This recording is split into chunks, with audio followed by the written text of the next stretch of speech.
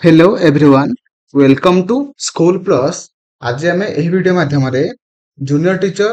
जोटा कि 2030 मसीह विभिन्न डेट रो विभिन्न शिफ्ट रे एग्जाम होता। तो आज आम यह वीडियो माध्यम 8 नवेम्बर 2023 रो फर्स्ट शिफ्ट एवं ता सहित सेकेंड शिफ्ट रे जहाँ भी किसी मैथ क्वेश्चन पड़ता माने प्रत्येक माने शिफ्ट रे 15 लेखाएं क्वेश्चन पड़ता टोटाल 30 टा क्वेश्चन। तो आज आम यही वीडियो माध्यम दुईटाक शिफ्ट सब मैथ क्वेश्चन को पूरा पूरी डिस्कसन करवा ताकू नहीं जहाँ भी किसी कनसेप्ट थी सब किसी आम मैंने बुझा जोटा कि जो आमर ये वीडियोटा माने कहा हेल्पफुल हम ना जो मानकर जो माने ओटीटी देवे जेटी देवे सहित जोटा कि आगामी एसएसटी जेटी एवं ता सहित सबू जेटी जोटा आमर आगुरी स्कीमेटिक एबे आमर हेटा रेगुलर होगी बाहर जोटा कि 2026 रे बाहर এবং ତା ସହିତ OTET JT CT SST JT ଏବଂ ତା ସହିତ ଯୋଉ ଓଡିଶାର ଯୋଉ ଏକ୍ଜାମ ହେଉନା କାହିଁକି ଯଦି ସେଇ ଏକ୍ଜାମ ର ସିଲାବସ ରେ ମ୍ୟାଥ ଅଛି ତ ଆପଣ ମାନେ ଏହି ଭିଡିଓଟା ପୁରା ପୁରି ଫାଷ୍ଟ ରୁ ଲାଷ୍ଟ ଯାଏଁ ଦେଖନ୍ତୁ। ମୋର ଆଶା ଆପଣ ମାନେ ସମସ୍ତେ ଠିକ ଭାବରେ ବୁଝି ପାରିବେ ଏବଂ ତା ସହିତ ଯଦି ବୁଝି ପାରୁନାହାନ୍ତି ଭିଡିଓଟାକୁ ଆଉ ଥରେ ଦେଖିବେ ଏବଂ ଯଦି ବି କିଛି ବି ପ୍ରୋବ୍ଲେମ ହଉଛି ଆପଣ ମାନେ ମତେ କମେଣ୍ଟରେ ଜଣାଇବେ ଏବଂ ତା ସହିତ ଆପଣ ମାନେ ଯଦି ଚ୍ୟାନେଲକୁ ନୂଆ ଆସିଛନ୍ତି सब्सक्राइब करके बेल आइकन ऊपर क्लिक करेंगे जो द्वारा कि आपण माने मु माने जहाँ भी किसी माने नुआ वीडियो अपलोड करी आपण मानक पाखरे फास्ट नोटिफिकेशन पाई परिबे। ओके एवं वीडियो को लाइक कर देबे कमेंट रे मते जणेबे आपण मानक वीडियो केमिति लागिला। चलंतु फास्ट क्वेश्चन में डिस्कशन करबा जोटा कि हमर अछि कोन एवं ता सहित जहाँ भी सब अपडेट पाइबार अच्छी तेबे आपण मानकर डिस्क्रिप्शन बॉक्स रे मोर व्हाट्सएप लिंक अच्छी व्हाट्सएप चैनल लिंक अच्छी एवं ता सहित टेलीग्राम चैनल लिंक अच्छी सेठी आपण माने जॉइन हो पारिबे हैला। चलंतु वीडियो स्टार्ट करबा। हमर प्रथम क्वेश्चन हमर कोन अछि कहि एटा गोटे फिगर अछि तो फिगर रे म से कहि सारछि कि हमर ए बी पी कोण माने एई कोणटा हमर केते डिग्री ना जो 75 डिग्री बुझि पाइले 75 डिग्री ए बी पी कोण then what is the value of ACM हैला। एसीएम माने कोटा ना ए सी एम माने ए कोणटा केते डिग्री बुझि पाइले देखंतु हमर गोटे लाइन ऊपर केते डिग्री हमर कोण सृष्टि होछ ना हमर एटा 180 माने एटा को हम कोन कहिथान हम कहिथान स्ट्रेट एंगल बुझि पाइले स्ट्रेट एंगल देखो तापर कोन एथे कांसेप्ट कोन अछि देखंतु जदि हमर बी कोणटा हमर 75 डिग्री हैला सी टा मध्ये हमर 75 डिग्री हबो जोटा हमर की कोन ना हमर करेस्पोंडिंग एंगल। ओके यदि बी कोण सहित सी कोण समान हबो होला एवं ता सहित जदि हमर एटा 75 डिग्री हैला ताले एटा केते डिग्री हबो काहे ना गोटे लाइन ऊपर टोटल 180 डिग्री कोण सृष्टि होइताय जे एपटा जदि 75 हैला एपटा केते हबो 105 डिग्री हबो हो कि ना बुझि पाइले एवं ता सहित मु हमर आंसर केते हिजो ना हमर ऑप्शन डी 105 डिग्री एवं ता सहित म आउ टिके कहि रखिबी रे एटा गोटे कोण 1 2 3 4 5 6 7 8 8टा कोण सृष्टि हैला ए दुईटा लाइन पैरेलल तो यहाँ तार छेदक लाइन है। तो देखो आम जो 8टा कोण सृष्टि है तो जो 1 नंबर कोण आ 4 नंबर कोण जो आम सामान होता है तो यहाँ आम 1 नंबर कोण आम 4 नंबर कोण को आम कौन कही था कौन ना भर्टिकल एंगल एवं से दुईटा कोण सामान था आम कही था भर्टिकल एंगल। ओके ता सहित आम आउ कौन जाने आम 3 नंबर कोण एवं ता सहित सामान हम कोटा 5 नंबर कोण बुझेला आम एटा को कौन कही था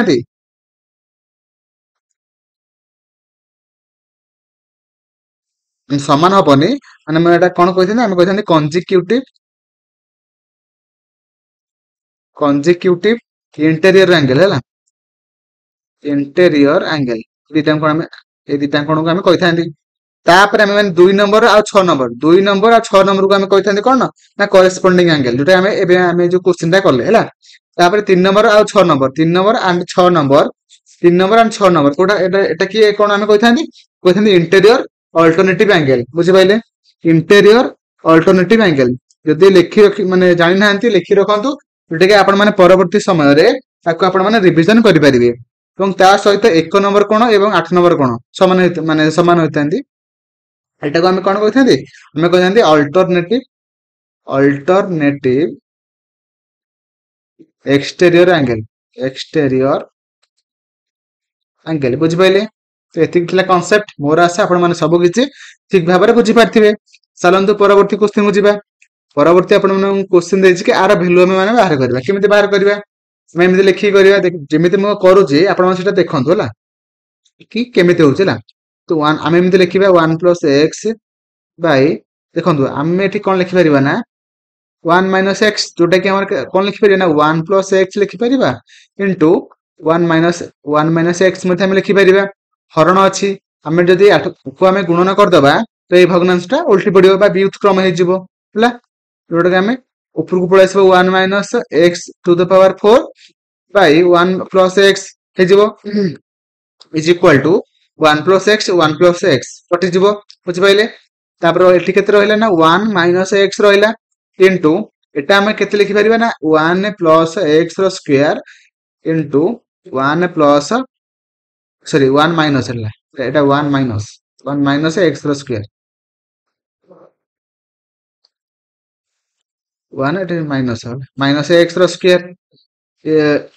डिवाइडेड बाय 1 + x बुझि पाइले तापरे 1 - x आ एपटे ऊपर रहला दुईटा तो गोटे एठी कटि जिवो आ ऊपर एठी केते रहला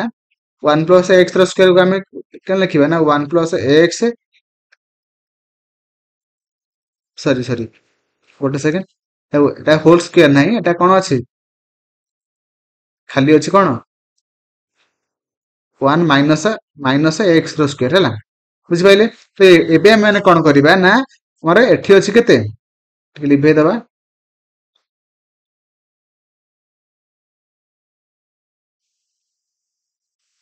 हमर एठी ला 1 / 1 - x एटा कटि नै हला तो इनटू आमे 1 + x रो स्क्वायर रखि देले हला तापरे इटा को आमे केते लिखि परिबा ना हमरा 1 + x लिखि परिबा इनटू 1 - x लिखि परिबा हला डिवाइडेड बाय 1 + x तो 1 - x 1 - x कटि गला एटा कटि गला और रहिला केते ना 1 + x रो स्क्वायर जोटा कि हमर ऑप्शन ए रो छै हला option A will be right answer 1 + x row square okay तो मोर आशा आपण माने सब किसी ठीक भाबरे बुझी पारथिबे तो परवर्ती क्वेश्चन को जिबा तो परवर्ती क्वेश्चन ठीक कहिछि आपण मानकू कोन कहिछि ना हम एटा कहिछि आर हम माने वैल्यू बाहर करबा किमिति बाहर करबा देखंतु हमर एटे 4 अछि 4 रखि देले एठी हम माने कोन करबा ना एतिक हम वैल्यू बाहर करबा हला तो एठी हम माने कोन करबा ना 1 ऊपर 2 टू द पावर 2 रो स्क्वायर माइनस 1 ऊपर हरिबा गोटे 1 2 रो स्क्वायर माइनस 1 ऊपर गोटे गुणिबा केते ना 2 रो स्क्वायर माइनस 1 गुणिबा तेबे हमर वैल्यू 1 हे जिवो ना गुणिबा गोटे सेकंड जूम कर दबा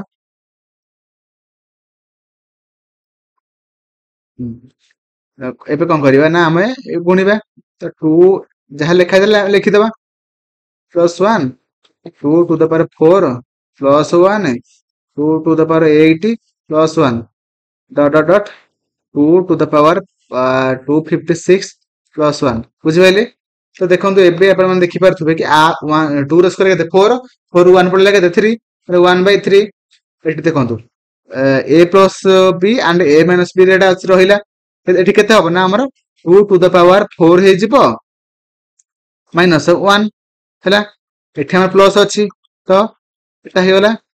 देखो पुनी ए दिटा हमर कोन हे गेला ना a minus b and a plus b form रे रहि गेले एटा केते जो 2 टू द पावर 8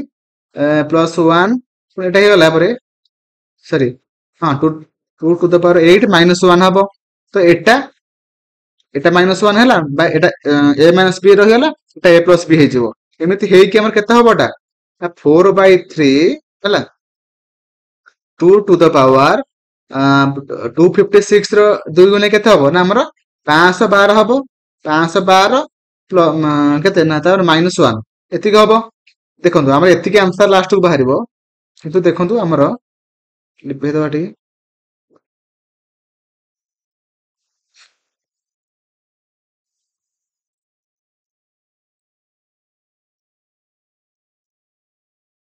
एतिक हमर लास्ट को आंसर बाहरिबो देखंतु हमें 4 टा को हमें केते लिखि पारिबा ना 2 टू द पावर 2 मैं एमिति लिखि पारिबा एथरे हमें माने 2 गुण माने 2 माने जेहेतु 2 टू द पावर 2 अछि तो 2 into 2 to the power 512 minus ଯଦି 2 ଟୁ ଦ ପାୱାର 2 ଟା 1 ଗୁଣନ ହେଲେ କେତେ ହବ? 2 ଟୁ ଦ ପାୱାର 2 ହବ ବାଇ 3। ଏଠି କିନ୍ତୁ 3 ଦେଇନେ, କିନ୍ତୁ ଆକ୍ଚୁଆଲି ଏଠି ଯଦି ଆମେ ଦିଟାଙ୍କର ମାନେ ବେସ୍ ସମାନ ଅଛି ତେବେ ଏ ଦିଟାଙ୍କୁ ମିଶିଯିବ ହେଲା। ଟୋଟାଲ କେତେ ହବ? 2 to the power 1 5 1 4 minus 2 to the power 2 divided by 3 ବୁଝିଲା। ଦେଖନ୍ତୁ ଏଠି ଆମର କିଛି ବି ସେଇ ଅପସନ ନାହିଁ ହେଲା, ବୁଝିପାରିଲେ କି ନାହିଁ? ଏଠି ଆମର ଅପସନ ନାହିଁ 3 ଟା ହରଣ ହେଇକି, କିନ୍ତୁ ଆମର ଏଇ ଉପରଟା ଅଛି ଯୋଉଟା କି ଆମର ଏ ର ଅଛି, ଏଠି କିନ୍ତୁ ଆମର ଦେଇନି। ବୋଧେ ଏଟା ଆପଣମାନଙ୍କୁ ଗ୍ରେସ୍ ମିଳିଥିଲା। ଓକେ, ତ ସେଥିପାଇଁ ଆମର ଅପସନ ଏଟା ଆମର ହେଇଯିବ ସଠିକ ଆନ୍ସର, କାହିଁକି ନା ଆଉ କୋଉଟା ନାହିଁ, ଏଟା ହିଁ ଗୋଟେ ହିଁ ଅଛି, ଯୋଉଟା ଆମର ଅପସନ ଏ ହେଇଯିବ ରାଇଟ ଆନ୍ସର। ଓକେ, ପରବର୍ତ୍ତୀ କ୍ୱେଶ୍ଚନ କୁ ଯିବା। ପରବର୍ତ୍ତୀ କ୍ୱେଶ୍ଚନ କହିଛି କି ଆମର 1/6 liter of mixture contain 75% of milk and remaining water. What more quantity of water must be added to the mixture so mixture to make the quality of water as 40% in the resulting mixture? ମାନେ ସେ କହିଛି କି ଆମର 1/6 liter ମାନେ କଣ ଥିଲା ନା ଆମର ଟୋଟାଲ ମିକ୍ସଚର ଥିଲା, ସେଥିରେ 75% କଣ ଆମର ମିଲ୍କ ଆଣ୍ଡ ଆଉ ରିମେନିଂ 25 ଯୋଉ ରହିଲା ସେଟା ଆମର କଣ ନା ସେଟା ଆମର ହଉଛି ୱାଟର। ତେବେ ଆମେ ମାନେ ବାହାର କରିପାରିବା କି ମିଲ୍କ କେତେ ଆକ୍ଚୁଆଲି କେତେ ଲିଟର ଆଉ ଆମର ୱାଟର କେତେ ଲିଟର। ତ 160 ର 75 କେତେ ହବ ନା ଆମର 120 ହବ, ଏବଂ ତା ସହିତ ଆମର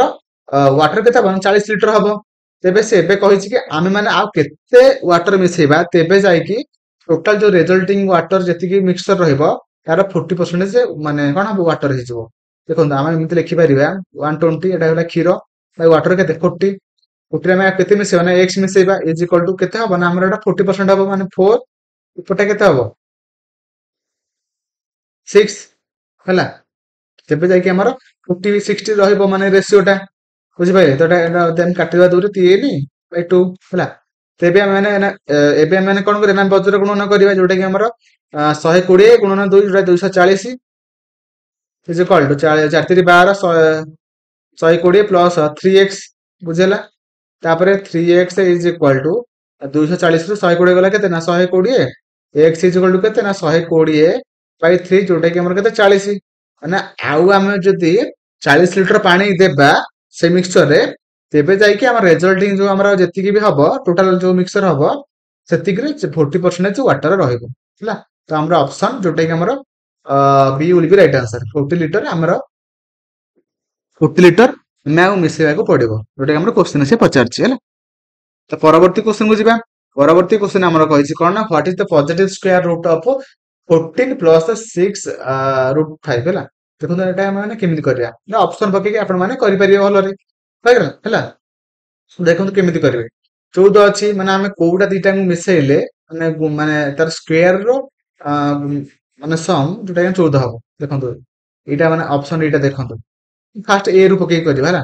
ଯଦି ଆମେ ମାନେ ଏଟାକୁ ମାନେ ଆର ଯଦି ଆମେ ମାନେ ହୋଲ ସ୍କୋୟାର କରିବା କେତେ ହବ 9 ପ୍ଲସ 2 ର 4 ଇଣ୍ଟୁ 5 ମିଶିଲେ କେତେ ହଉଛି ନା ଆମର ହେଇଯାଉଛି କେତେ ନା 5 20 ଏ 29 ହେଉଛି। ଏଟା ହବନି, ଅପସନ ଏ ହବନି। ତାପରେ 2 ପ୍ଲସ 5 7 ହଉଛି, ଏଟା ହବନି। ଏଟା କେତେ ହଉଛି ନା 2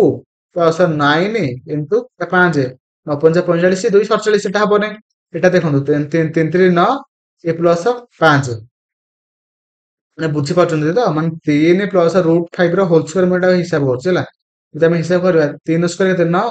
5 ର ସ୍କୋୟାର √5 ର ସ୍କୋୟାର କେତେ ନା 5 ପ୍ଲସ 2 ଇଣ୍ଟୁ 3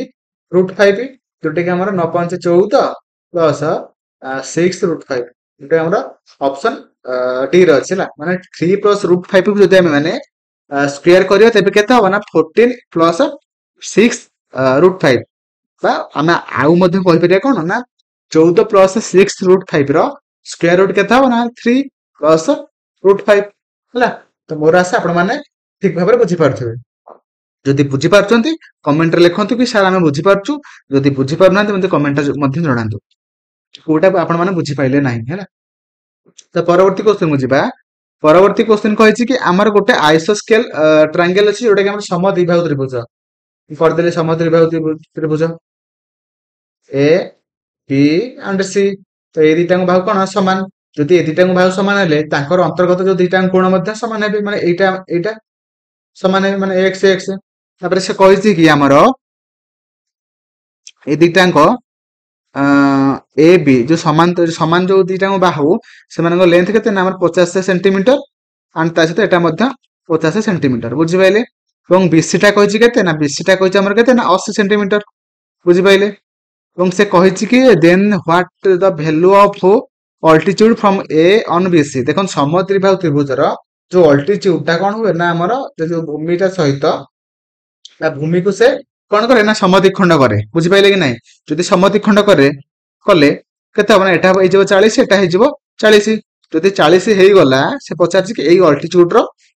ଲେନ୍ଥ କେତେ, ଏବଂ ତା ସହିତ ଜାଣିଥାନ୍ତୁ ଅଲ୍ଟିଚ୍ୟୁଡ ଟା ତା ଭୂମି ସହିତ ସେ ମାନେ ପୁରା ସମକୋଣରେ ସେ ସମଦ୍ୱିଖଣ୍ଡକ ସେ କରେ, ହେଲା, ସମଦ୍ୱିଖଣ୍ଡ କରେ। ଏବଂ ସେ ଦେଖନ୍ତୁ ଯଦି ଏଟା ହେଇଗଲା 40, ଏଟା ହେଲା 50, ଏଟା କେତେ ନା 50 ର square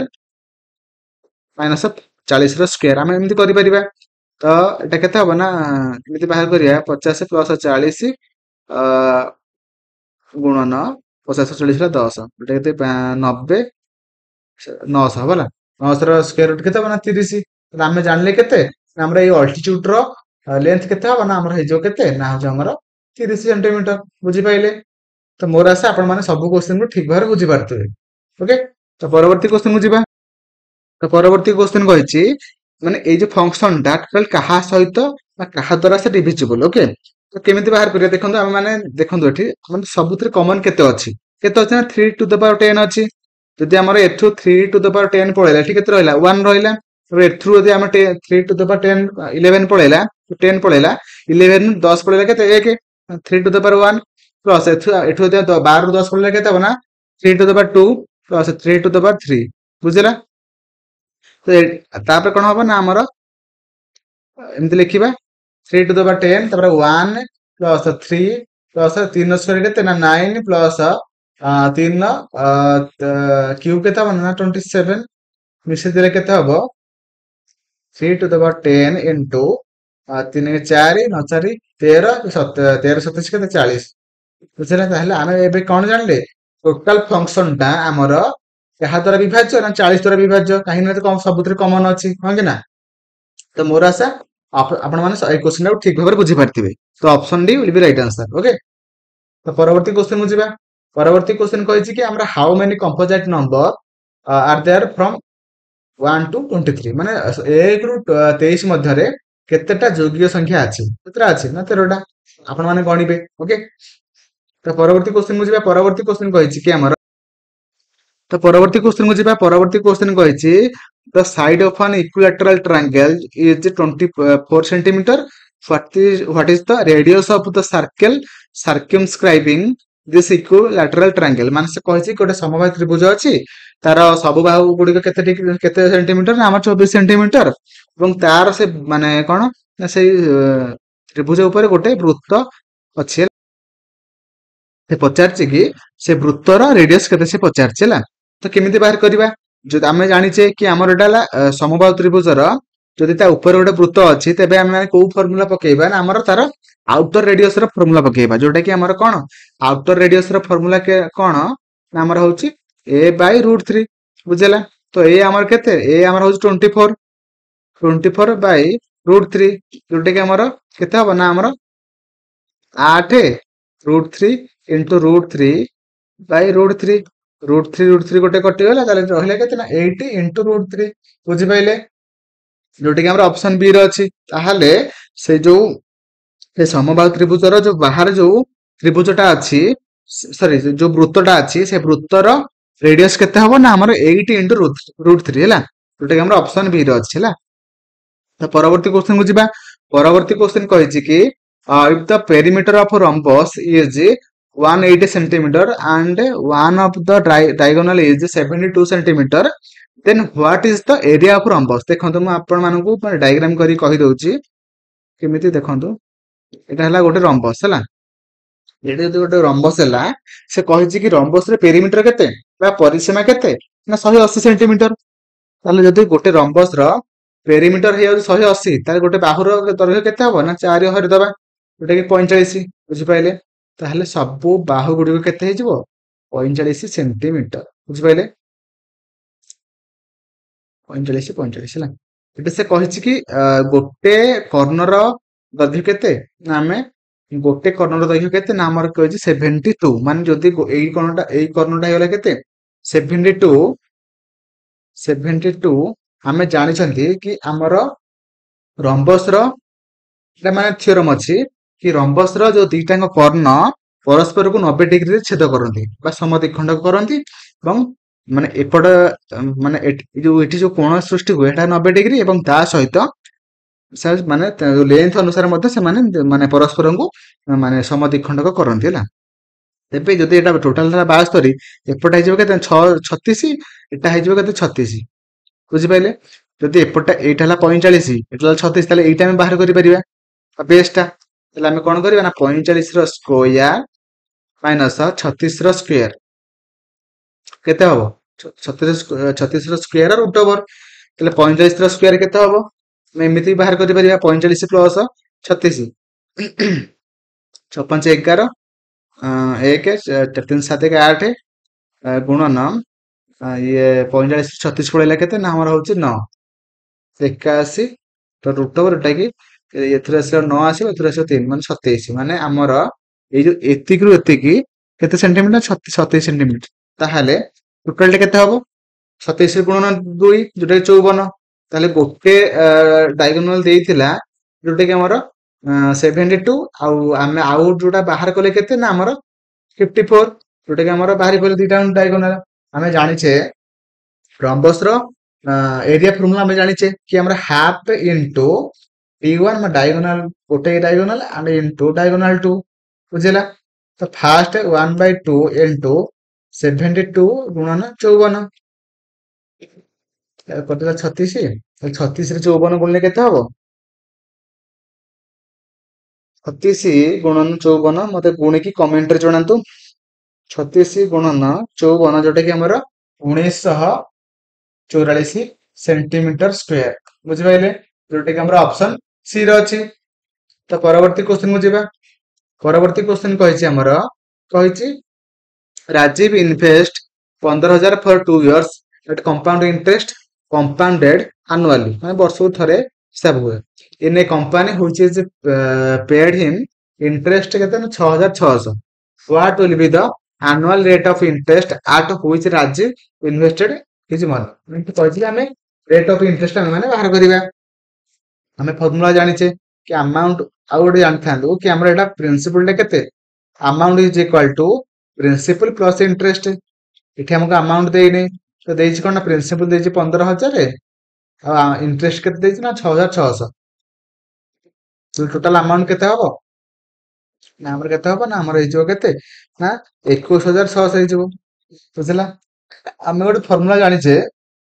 amount is equal to p plus कौन ना हूँ आमर 1 sorry p into 1 plus r by 100 to the power कौन ना t t जहाँ भी हो t आमको ये केते देछि ना t देछि हमको 2 वर्ष हैला प्रिंसिपल देछि केते ना 15,000 हम जानिछे हैला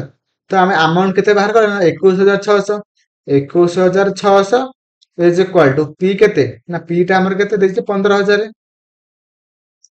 1 प्लस आर आर आम माने बाहर करिबा बाय 100 टी माने केते 2 बुझेला तबरे 21,600 divided by 15,000 is equal to 1 plus R by 100 plus square तो एटा दुटा शून्य कटि गला जदि हम माने काटिबा केते होबा ना 144 बाय 100 एतिरे कटिबो हला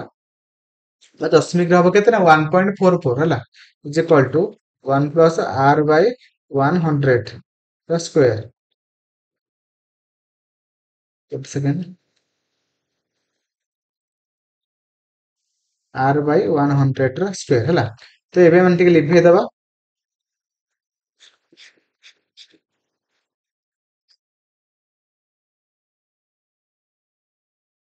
गोटे सेकेंड तो ये माने आमे माने एपटे स्क्वायर हेतिला एपटे गेले कोन हबो ना हमर रूट ओवर हो जिवो वन प्लस आर बाय 100 जोटा कि केते हेजिबो एटा 144 रो स्क्वायर रूट केते हबो 12 हेजिबो एंड 100 रो स्क्वायर रूट केते हबो 10 हेजिबो हला तापर R by 100 is equal to 12 रो 1 ला केते हबो 12 बाय 10 रू 1 पळेले केते हबो ना 2 बाय 10 ओके तो आर इज इक्वल टू 100 टा एपटे हरण हेतिले एपटे गेले गुणन हेजिबो 200 बाय 10 एटा हमर 20 माने रेट ऑफ इंटरेस्ट केते हेजिबो हेजिबो 20% बुझिला तो हमारा ऑप्शन डी है राइट आंसर जोटा कि 20% ओके तो परवर्ती क्वेश्चन मुझे परवर्ती तो एते हाँ एटा हमर फास्ट शिफ्ट रो 12टा क्वेश्चन थिला एबे हमें माने करबा कोटा हमर सेकंड शिफ्ट हैला तो 8 नवंबर 2023 रो फास्ट शिफ्ट रो जति कि मैथ क्वेश्चन थिला सरी गला एबे हमें माने सेकंड शिफ्ट रो जहा भी मैथ क्वेश्चन अछि ताको हमें माने एबे करबा हैला तो एबे जिबा हाँ এটা ଦେଇଛି ଆପଣ ମାନଙ୍କୁ ଏଟା ଆମେ ମାନେ ଆର ଭ୍ୟାଲୁ ବାହାର କରିବା ହେଲା ତ ଭ୍ୟାଲୁ ବାହାର କରିବା ତ ଏଟା ଦେଖନ୍ତୁ ସେଇ ଭଳିଆ ଯୋଉଟା ଆମେ ମାନେ କରିକି ଆସିଲେ ଏଟା ମଧ୍ୟ ସେଇ ଭଳିଆ a plus b a minus b ଏଇ ଫର୍ମରେ ଅଛି ମାନେ ଏଟା କେତେ ହେଇଯିବ ନା k ର ସ୍କୋୟାର ମାଇନସ 1 ବାଇ k ର ସ୍କୋୟାର ଏମିତି ହେଇଯିବ ପୁଣି ଏଟା ରହିଲା a minus b a plus b ଏମିତି ହେଇ ହେଇକା ଏଟା କେତେ ହବ ଲାଷ୍ଟ ଯୋଉଟା ଆମେ ଯୋଉଟା ବାହାର କରିବା ତାର ଭ୍ୟାଲୁ କେତେ ବାହାରିବ ନା ହଉଛି k ର 32 ମାନେ ତାର ଡବଲ ହେଇଯିବ ମାନେ କେତେ ହେଇଯିବ ନା 64 k to the power 64 minus 1 by k to the power 64 okay option B will be right answer okay तो मोर आशा आपण माने क्वेश्चन टा ठीक भाबरे बुझी पारथिबे काहे ना एटा a plus b into a minus b formula रे सब किछि हे जाउछि ओके तो परवर्ती क्वेश्चन कोन कहिछि ना हमर गोटे पॉलिनोमियल देछि जोटा कि px is equal to 3x plus 2 then what is the zero of the polynomial px ହେଲା ସେ କହି ଦେଖନ୍ତୁ ସେ କହିଛି କି ଆମର ଯଦି এই polynomial ର value 0 ହୁଏ ହେଲା ତ ଆମେ ଏମିତି ଲେଖି ପାରିବା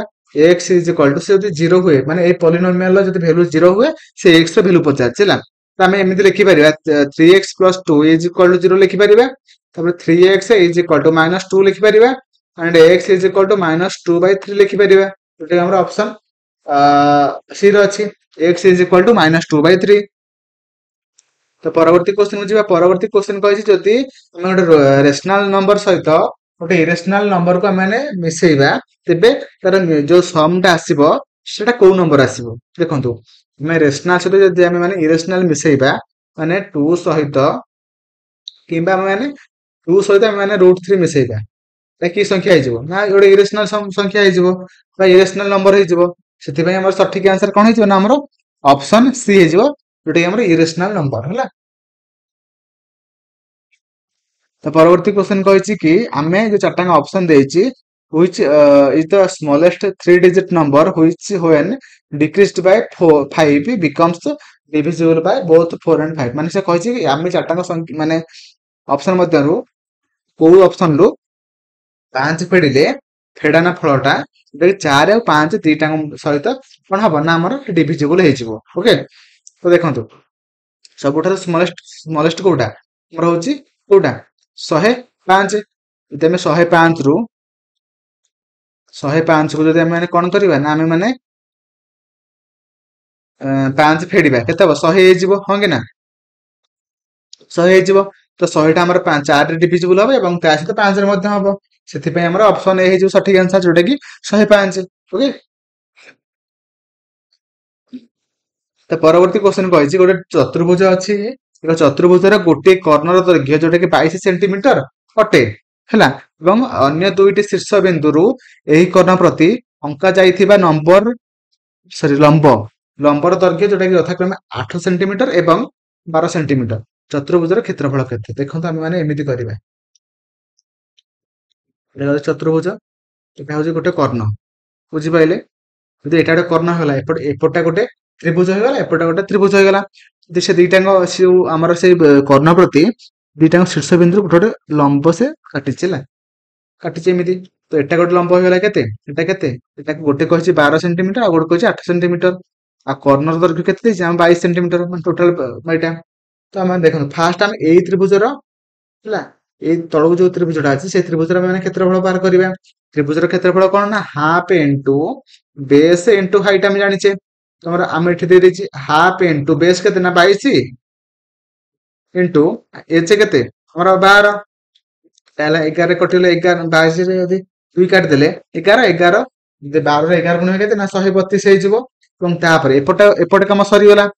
ଆମେ ମାନେ ଏପଟେ ଉପର ଯୋଉ ତ୍ରିଭୁଜଟା ଅଛି ସେଟା ଆମେ ମାନେ ଏବେ ହିସାବ କରିବା ତାର କ୍ଷେତ୍ରଫଳ କେତେ ତାର ଏରିଆ କେତେ ପାରିବ ନା ହାଫ ଇଣ୍ଟୁ ବି କେତେ ବେସ୍ କେତେ ନା 22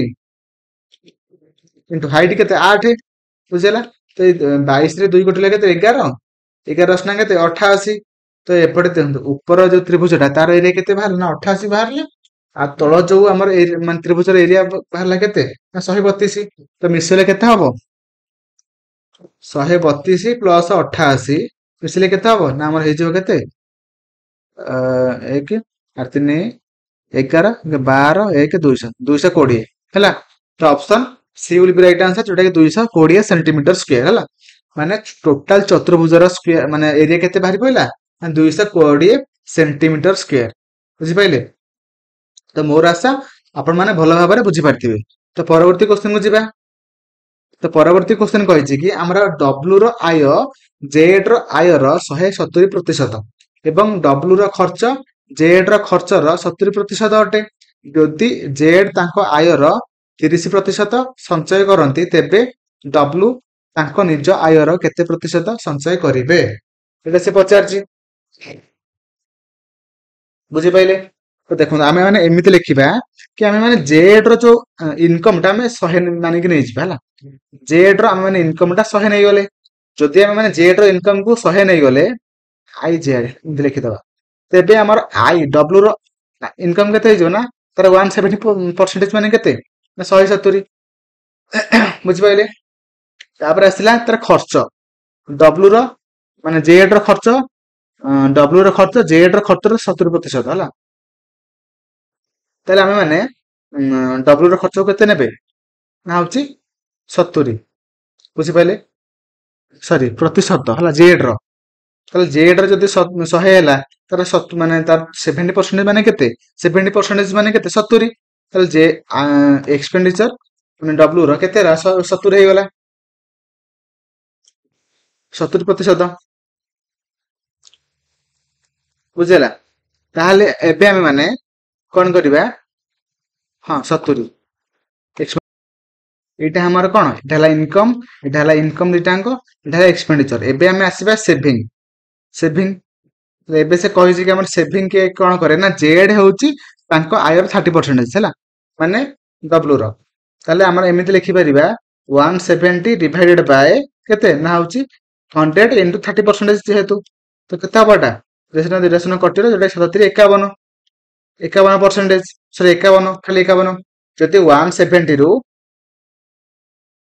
170 ରୁ ହେଲା 51% 51 ଯଦି ସେ କଣ କଲା ନା ହଉଛି ସେ ସେଭିଂ କଲା ଆଉ ରହିଲା କେତେ ଏଟା 51 ହଉଛି କାହାର 51 ହଉଛି ଜେଡ୍ ର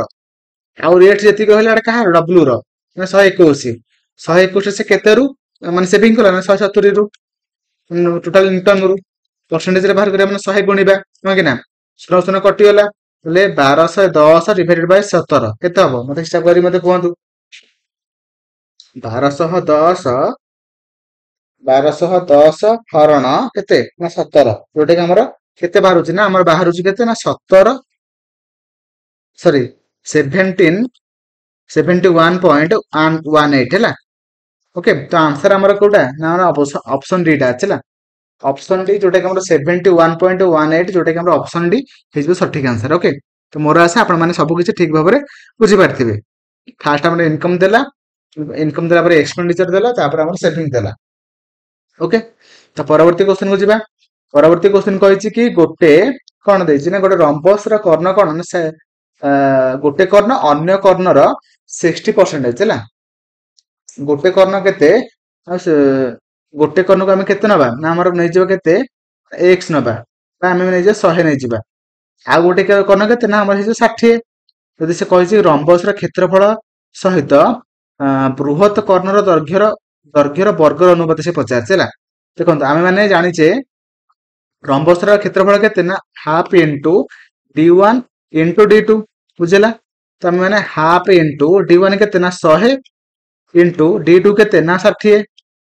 ଏଥିରେ କଟିଲେ କେତେ ନା 50। 6 ପଞ୍ଚା 30 ମାନେ କେତେ ହେଇଗଲା 3,000 ହେଇଯିବ 3,000 ସେଣ୍ଟିମିଟର ସ୍କୋୟାର। ଏବେ ସେ ପଚାରିଛି କି ସେଇ ଏରିଆଟାର ଆଉ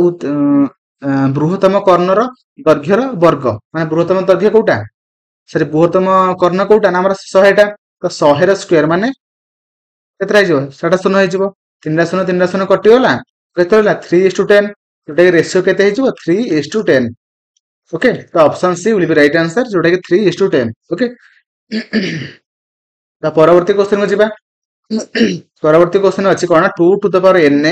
is equal to root over of 256। ବୁଝିଲା, ଆମେ ଫାଷ୍ଟ ବାହାର କରିବା 256 ର ରୁଟ୍ ଓଭର କେତେ, ଯୋଉଟା କି ଆମର କେତେ ହେଇଯିବ ନା ଆମର ହେଇଯିବ 16। ଏବଂ ତା ସହିତ 2 to the power n is equal to, ଏଟା ଆମେ ଯଦି 2 ରେ ଭାଙ୍ଗିବା କେତେ ହବ 2 to the power 4। ତାହେଲେ n is equal to କେତେ ବାହାରି ପଇଲା ନା n is equal to 4 ବାହାରି ପଇଲା, ଯୋଉଟା କି ଆମର ଅପସନ ସି ର ଅଛି।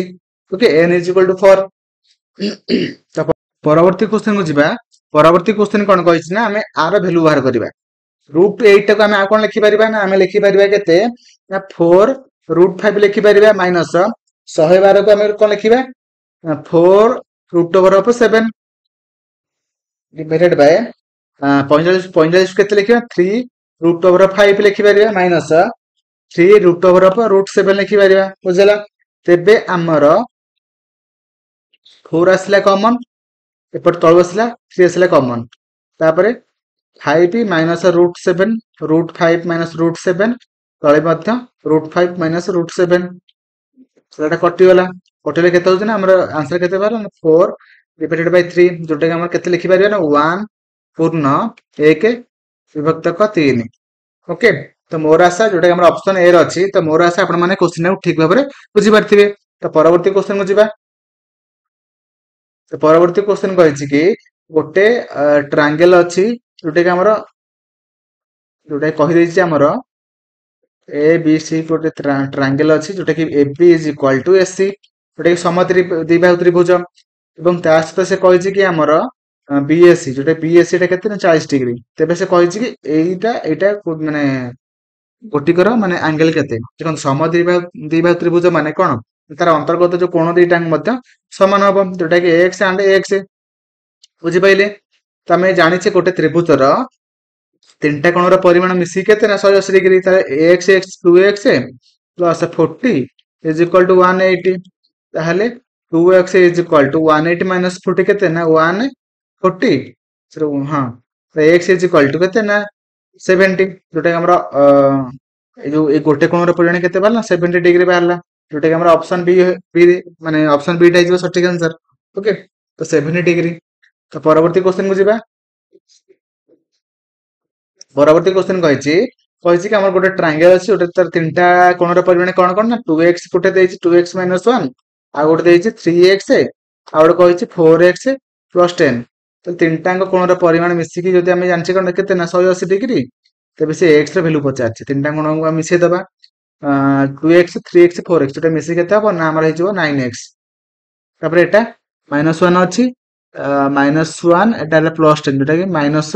-9 ହେଇଯିବ is equal two 180। 9x is equal two 180, ଯଦି ଆମେ ମାନେ 9 ଫିଟିଦେବା କେତେ ହବ ନା 171, x is equal two 171 Bai 9 କେତେ, ତାକୁ ଯଦି ଆମେ କାଟିବା କେତେ ହବ 19 ହବ। ଓକେ, ତ ଆମର ଅପସନ ଏ ହେଇଯିବ ସଠିକ ଆନ୍ସର, ଯୋଉଟା କି 19 ହେଲା। ତ ଆମର x ର ଭ୍ୟାଲୁ କେତେ ବାହାରିଲା ନା ଆମର ବାହାରିଲା 19 ହେଲା। ତ ଏଟା ଥିଲା ଲାଷ୍ଟ କ୍ୱେଶ୍ଚନ, ଏବଂ ଏଟା ଆଜି ଆମେ ଏହି ଭିଡିଓ ମାଧ୍ୟମରେ 8 ନଭେମ୍ବର 2023 ର 2ଟା ଶିଫ୍ଟରେ ଯାହା ବି କିଛି ମ୍ୟାଥ କ୍ୱେଶ୍ଚନ ପଡିଥିଲା ସବୁ କିଛି ଆଜି ଆମେ ଏହି ଭିଡିଓ ମାଧ୍ୟମରେ ଡିସ୍କସନ କରିଦେଲେ। ତ ମୋର ଆଶା ଆପଣ ମାନେ ଭିଡିଓଟାକୁ ଫାଷ୍ଟ ରୁ ଲାଷ୍ଟ ଯାଏଁ ଦେଖିଥିବେ ଏବଂ ଭିଡିଓକୁ ଲାଇକ୍ କରିଥିବେ, ଚ୍ୟାନେଲକୁ ସବସ୍କ୍ରାଇବ କରିକି ବେଲ ଆଇକନ ଉପରେ କ୍ଲିକ୍ କରିଥିବେ ଏବଂ କମେଣ୍ଟରେ ମୋତେ ଜଣେଇବେ ଆପଣମାନଙ୍କୁ ଭିଡିଓ କେମିତି ଲାଗିଲା। ଏବଂ ଆପଣମାନେ ଭିଡିଓଟାକୁ ଫାଷ୍ଟ ରୁ ଲାଷ୍ଟ ଯାଏଁ ଦେଖିଥିବାରୁ ଧନ୍ୟବାଦ। Thank you, Jay Jagannath.